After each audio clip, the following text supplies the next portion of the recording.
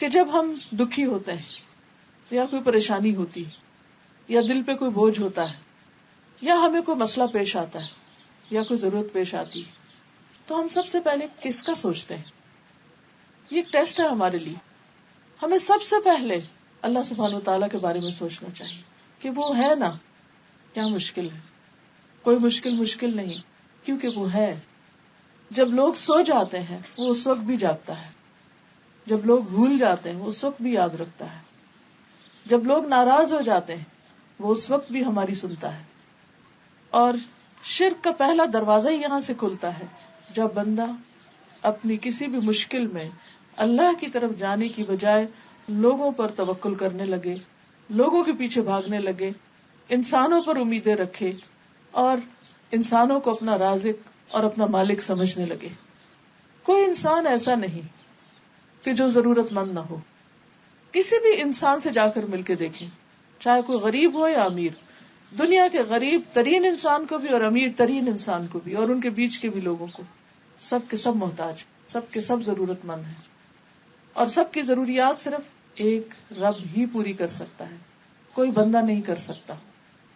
اس لیے لازم ہے کہ ہم اول و آخر اسی کو پکارے، اسی کی طرف رجوع کریں کہ اللہ تعالیٰ ہے اور وہ سنتا ہے اور وہ مشکل آسان کرے گا اور ضرور کرے گا، کیونکہ ان اللہ علی کل شیء قدیر، بے شک اللہ ہر چیز پر قادر ہے. اسے کسی سے مشورہ نہیں کرنا، اسے کسی سے مانگ کے نہیں دینا، کیونکہ سب چیز اس کے کنٹرول میں ہے، اس کے اختیار میں ہے. نوح علیہ السلام کے بارے میں قرآن مجید میں آتا ہے سورۃ الصافات 75، وَلَقَدْ نَادَانَا نُوحٌ وَلَنِعْمَ الْمُجِيبُونَ، اور البتہ تحقیق نوح علیہ السلام نے ہمیں پکارا تھا جب لوگوں نے انہیں انتہائی تنگ کر دیا اور ان کی بات مان کر نہیں دیتے تھے، تو اس مشکل میں انہوں نے ہمیں پکارا تھا. وَلَنِعْمَ الْمُجِيبُونَ، ہم کتنا اچھا جواب دینے والے ہیں. اللہ نے ان کی دعا سنی، بہترین طریقے سے سنی، دعا قبول کی اور ان کی مشکل آسان کر دی.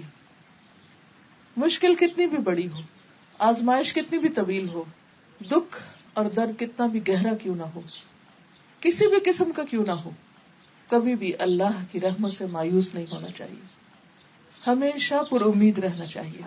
ہمارے لیے مشکل ہوتی ہے، اللہ کے لیے مشکل نہیں. انسانوں کے خزانے ختم ہو جاتے ہیں، اللہ کے ختم نہیں ہوتے. اور پھر ہماری عقل جواب دے جاتی کہ کسی مسئلے کا حل کیا کریں، کیسے کریں، لیکن اس کے علم کی کوئی انتہا نہیں. اس لیے ہمیشہ ہر حال میں، ہر موقع پر، چھوٹی ضرورت میں اور بڑی ضرورت میں اسی کو پکارتے رہنا چاہیے.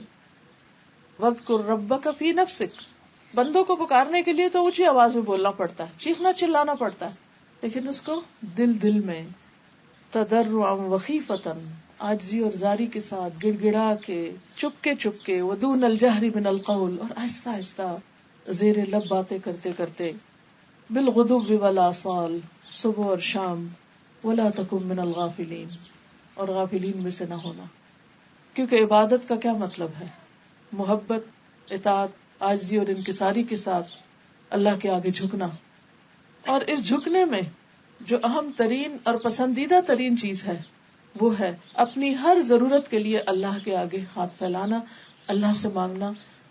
جب بھی کوئی بھی پریشانی زندگی میں ہو، سب سے پہلے اللہ ہی کا خیال دل میں آنا.